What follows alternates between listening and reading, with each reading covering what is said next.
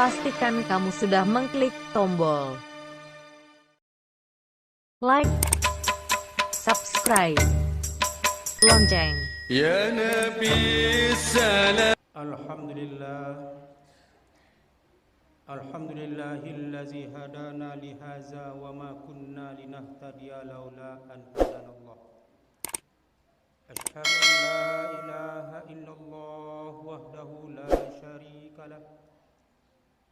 Wa ashhadu anna sayyidana wa nabiyyana Muhammadan abduhu wa rasuluh. La nabiyya ba'dah. Allahumma fassalli wa sallim ala hadzal nabiyil karim wa ala alihi wa ashabihi wa man tabi'ahum bi ihsanin ila yaumiddin.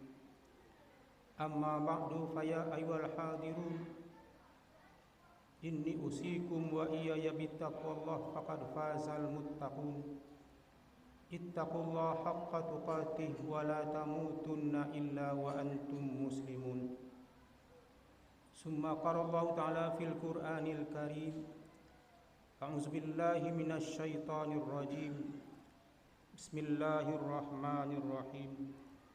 Inna a'tainakal kautsar fasalli li rabbika wanhar inna syani'aka huwal abtar. Shadaqallahul azim. Yang pertama sekali, marilah kita panjatkan puji dan syukur kepada Allah Subhanahu wa taala. Berkat rahmat, hidayah dan petunjuk beliau kepada kita semua, alhamdulillah di siang hari yang berbahagia ini kita telah dapat menghadirkan jiwa dan raga kita di rumah Allah yang mulia ini dalam rangka beribadah kepada Allah Subhanahu wa taala, yakni melaksanakan ibadah salat Jumat secara berjamaah yang merupakan kewajiban bagi kita kaum laki-laki yang sudah balik dan berakal.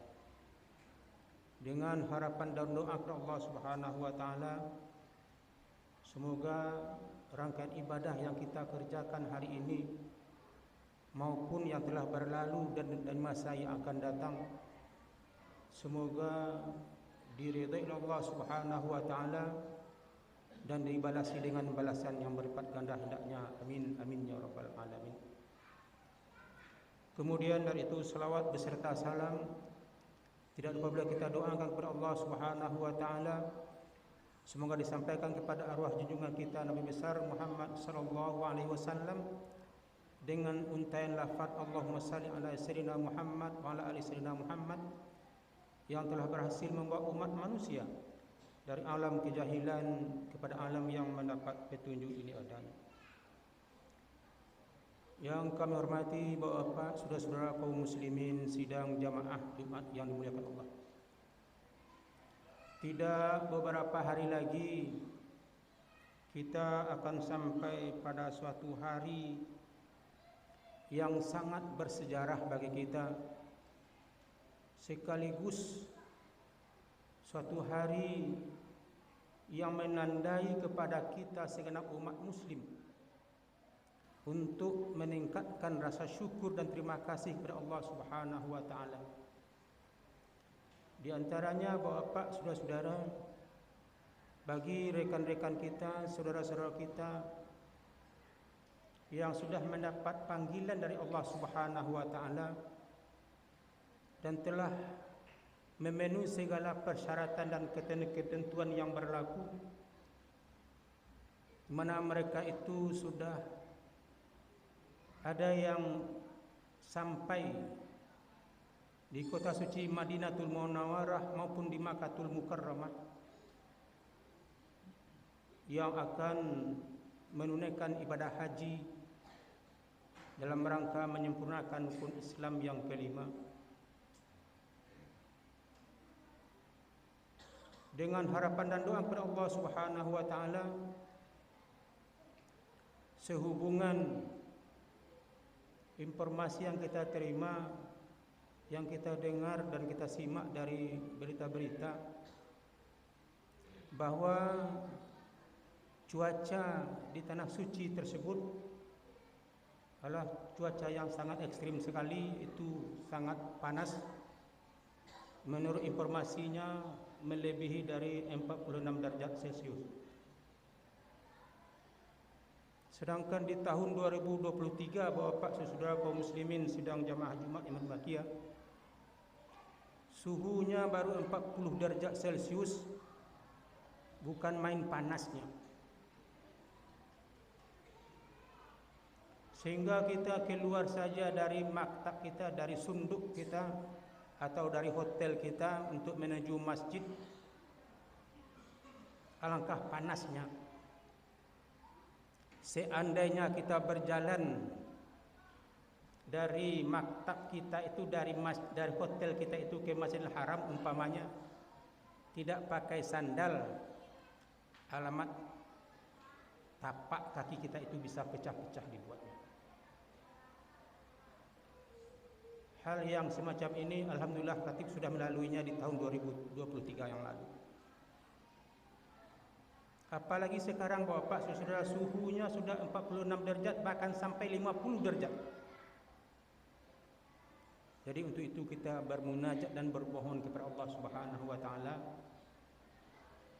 mudah-mudahan terhadap rekan-rekan kita, saudara-saudara kita yang menunaikan ibadah haji tersebut dilindungi oleh Allah Subhanahu wa taala dari segala mara bahaya dan bencana, tantangan dan cobaan dalam hidup dan kehidupannya di tanah suci tersebut, dan udara panas yang didatangkan Allah mereka rasakan bagaikan di dalam sebuah tempat yang sejuk hendaknya. Amin amin ya rabbal alamin. Begitu juga bagi rekan-rekan kita, saudara-saudara kita yang belum datang panggilan Allah menunaikan ibadah haji tersebut, kebetulan diberi Allah rezeki, diberi Allah kesanggupan untuk menunaikan ibadah kurban. Bapak saudara kaum muslimin sidang jamaah Jumat yang muliakan Allah, kalau kita lihat dan kita baca secara hukum bahwa melaksanakan ibadah kurban itu adalah merupakan sunnatun muakkadatun, sunat muakkad. Akan tetapi Bapak saudara perlu kita ketahui bersama bahwa pelaksanaan ibadah kurban yang kewajibannya itu merupakan sunat muakkad, tapi tidak sama dengan pelaksanaan ibadah-ibadah sunat muakkad yang lainnya. Kalau pelaksanaan ibadah sunat muakkad yang lainnya selain pelaksanaan ibadah kurban, tidak ada sanksinya sama sekali. Artinya tidak ada dampak negatifnya kalau tidak diperbuat. Akan tetapi pelaksanaan ibadah kurban ini kita diberi Allah kemampuan oleh Allah Subhanahu wa taala berupa rezeki yang kira-kira yang diperhitungkan, bukan kira-kira lagi, diperhitungkan sanggup kita melaksanakan ibadah kurban. Tetapi tidak kita laksanakan ibadah kurban tersebut, dalam sebuah hadis dijelaskan, fala yuqarribanna musallana, jangan sekali-kali jangan kamu dekati tempat salat kami. Ini sanksinya. Kita ada kemampuan uang untuk melaksanakan ibadah kurban, karena banyak mikir-mikir ini untuk itu dan segala macam, akhirnya tidak jadi kurban. Maka sanksinya diberikan oleh ajaran agama kita, jangan sekali-kali jangan dekati mandake, tidak boleh apalagi berhadir di tempat ibadah itu. Kira-kira pengertiannya Bapak saudara. Kalaulah sekiranya kita dilarang mendekati, apalagi berada di tempat salat itu, siapa orangnya kira-kira?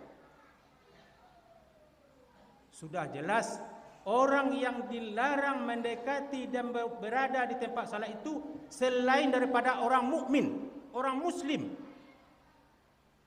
Berarti ada kemampuan melaksanakan ibadah kurban, tidak melaksanakan ibadah kurban secara keluar dari ajaran agama Islam tersebut.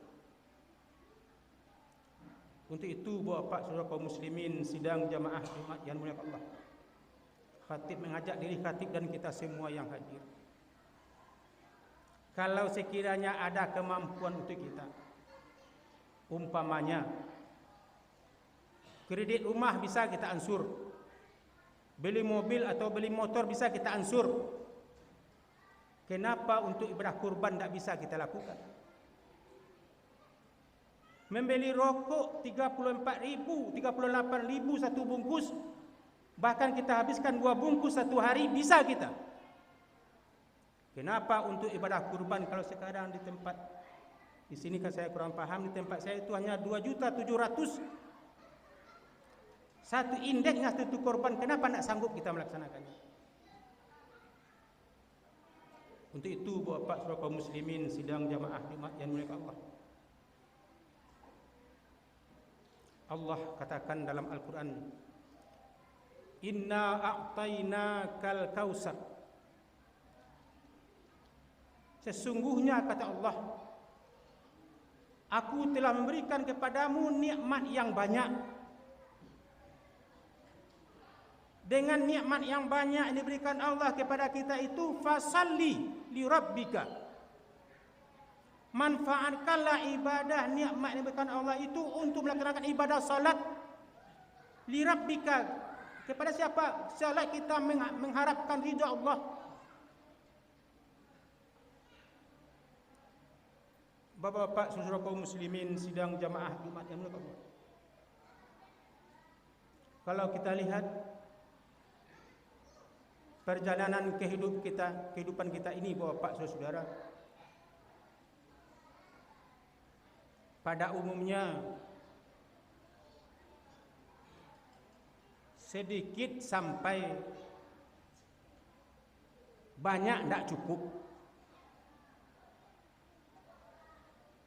sedikit sampai banyak tidak cukup. Dalam arti kata Bapak saudara, kenapa kita banyak diberikan Allah nikmat kepada kita tidak berasa cukup?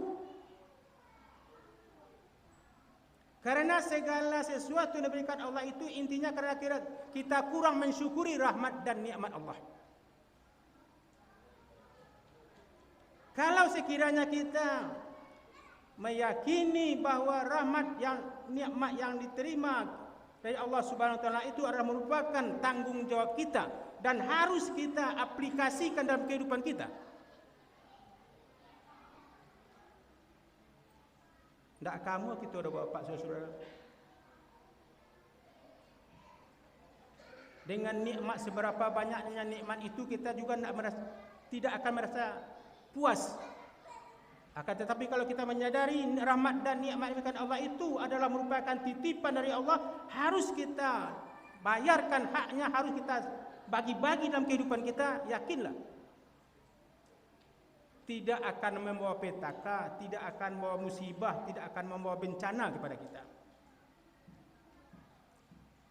Sebab Allah katakan, la in syakartum la azidannakum wa la in kafartum inna azabillahi syadid. Jika kita mensyukuri rahmat dan nikmat Allah itu, yakinlah Allah tambah. Kan banyak sekarang Bapak Saudara, di tengah-tengah kehidupan masyarakat kita, Allah punya motor, ingin punya mobil. Sudah punya mobil satu, ingin punya mobil dua. Kalau perlu berapa orang di atas rumah itu harus punya mobil. Itu karena apa? Karena nafsu itu semuanya. Nafsu yang tidak terkendali, nafsu yang tidak mau bersyukur, nafsu yang tidak menyadari bahwa itu datang dari Allah. Nanti ada kewajiban-kewajiban kita terhadap rahmat dan nikmat Allah itu. Untuk itu Bapak saudara kaum muslimin sidang jamaah Jumat yang dimuliakan Allah,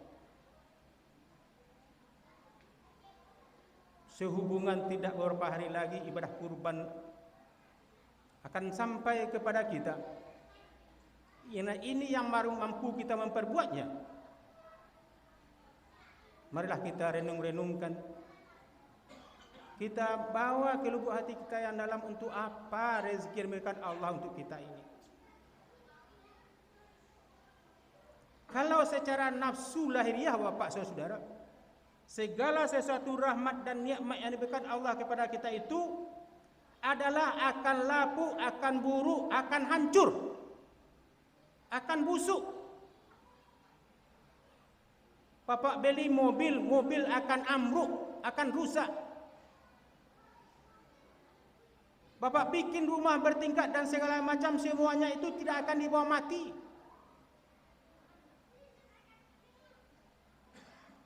Tapi manfaatkanlah bapak sebagaimana apa yang dimaksud dengan ibadah kurban.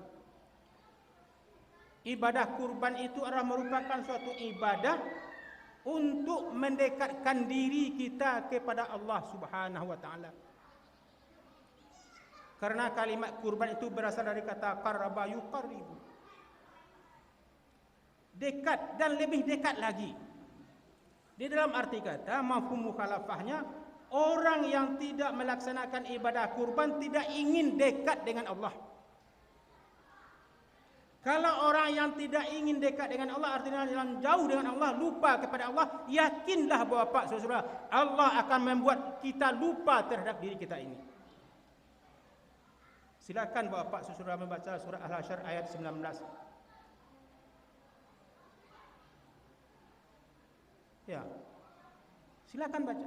Kalau kita lupa kepada Allah, artinya jauh dari Allah Subhanahu wa taala, kan yang lupa kan jauh lupa, Pak. Kalau kita sudah lupa kepada Allah, nanti Allah akan memperbuat kita lupa terhadap diri kita. Kalau bahasa kitanya lupa daratan gitu. Ndak ingat kita oleh bahasa hidup itu akan mati. Ndak ingat kita kok bahwasanya segala sesuatu rezeki yang Allah pada kita itu hanya sekedar tempat singgah saja. Ndak ada yang akan kita bawa mati. Ndak ada akan membawa kita senang untuk selama-lamanya. Satu contoh bapak saudara.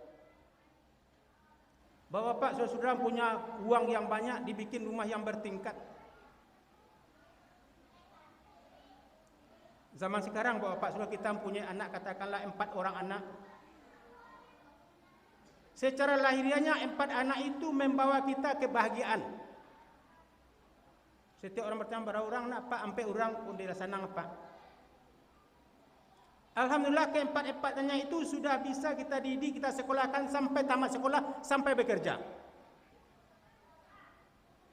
Setelah mereka itu bekerja, yang laki-laki dapat istri, yang perempuan dapat suami.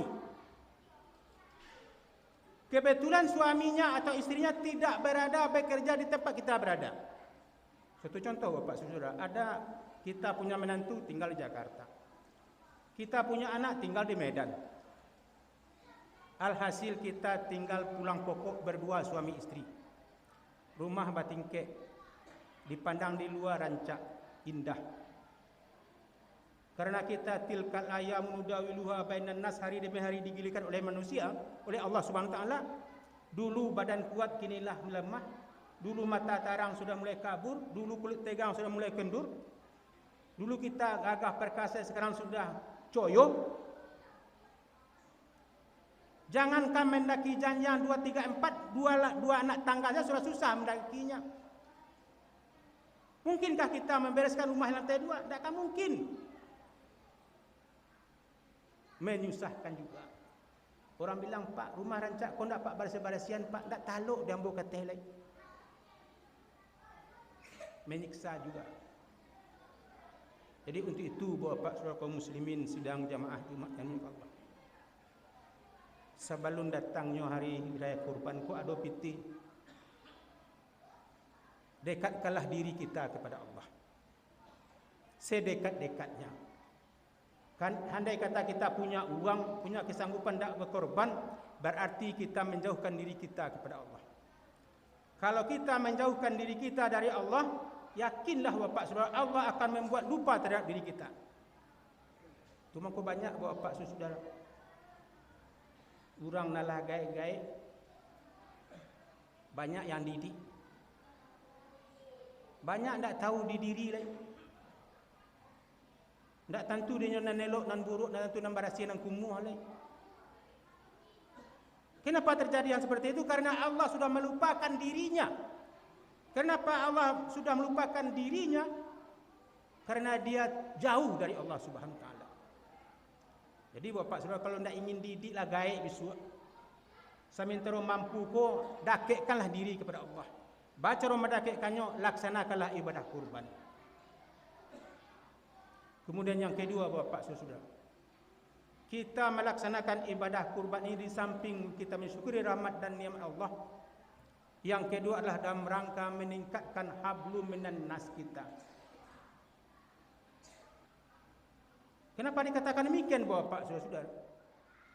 Dengan adanya kita melaksanakan ibadah kurban, dengan adanya pembagian daging kurban itu, bisa kita merasakan kepada rekan-rekan kita, saudara-saudara kita, baik yang mampu ataupun tidak mampu menikmati hewan ibadah kurban yang kita kurbankan itu. Dengan demikian terjadilah kebersamaan di antara kita. Bukan kejadiannya Bapak Saudara, kita berkorban di sini sementara daging korban itu kita bagikan ke daerah lain, bukan seperti itu. Utamakan yang mendapat itu di daerah kita. Meminta tidak meminta tetap kita beri. Kaya dia atau miskin tetap kita beri. Dalam sebuah hadis kita baca, yang berhak menerima daging korban itu bukanlah orang yang non-muslim, tapi semuanya muslim dan non-muslim, kaya atau miskin, boleh kita membagikan daging korban kepada mereka itu.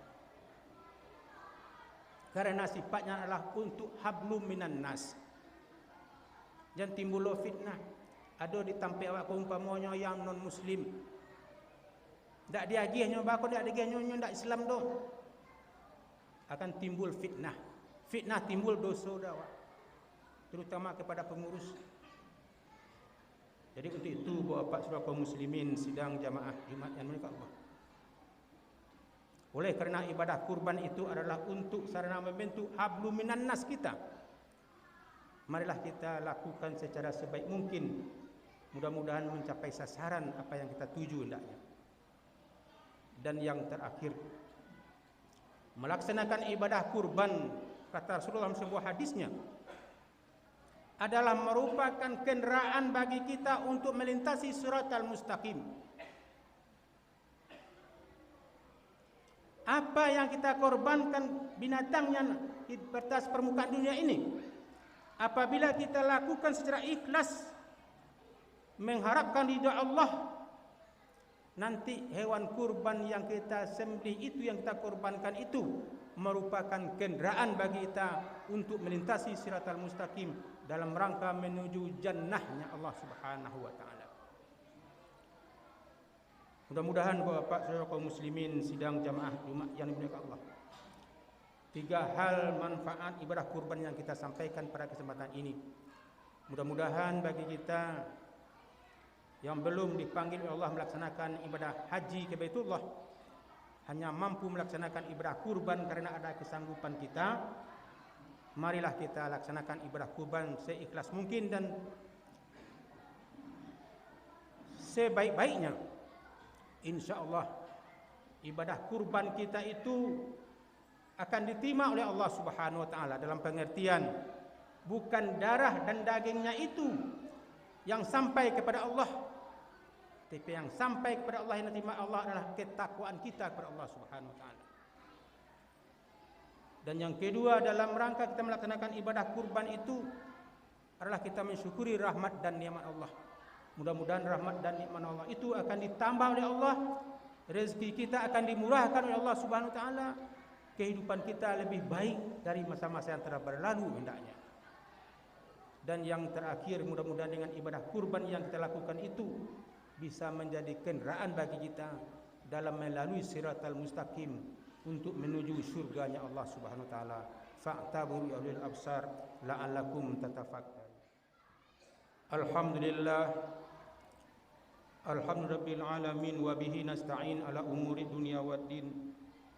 Asyhadu an la ilaha illallah wahdahu la syarika lah, وأشهد أن سيدنا ونبينا محمدا عبده ورسوله لا نبي بعده اللهم فصل وسلم على هذا النبي الكريم وعلى آله وأصحابه ومن تبعهم بإحسان إلى يوم الدين أما بعد فيا أيها الناس اتقوا الله حق تقاته ولا تموتن إلا وأنتم مسلمون ثم قال الله تعالى في القرآن الكريم أعوذ بالله من الشيطان الرجيم بسم الله الرحمن الرحيم والعصر إن الإنسان لفي خسر إلا الذين آمنوا وعملوا الصالحات وتواصوا بالحق وتواصوا بالصبر إن الله وملائكته يصلون على النبي يا أيها الذين آمنوا صلوا عليه وسلموا تسليما اللهم صل على سيدنا محمد وعلى آل سيدنا محمد كما صليت على سيدنا إبراهيم وعلى آل سيدنا إبراهيم وبارك على سيدنا محمد وعلى آل سيدنا محمد كما باركت على سيدنا إبراهيم وعلى آل سيدنا إبراهيم في العالمين إنك حميد مجيد اللهم اغفر للمسلمين والمسلمات والمؤمنين والمؤمنات الأحياء منهم الأموات إنك سميع قريب مجيب دعوات ويا قاضي الحاجات اللهم ربنا ظلمنا أنفسنا وإن لم تغفر لنا وترحمنا لنكونن من الخاسرين ربنا لا تزغ قلوبنا بعد إذ هديتنا وهب لنا من لدنك رحمة إنك أنت الوهاب ربنا آتنا في الدنيا حسنة وفي الآخرة حسنة وقنا عذاب النار عباد الله إن الله يأمر بالعدل والإحسان وإيتاء ذي القربى وينهى عن الفحشاء والمنكر والبغي يعظكم لعلكم تذكرون فاذكروا الله لا يذكركم واسألوا من فضله يؤتكم ولذكر يا نبي السلام عليك يا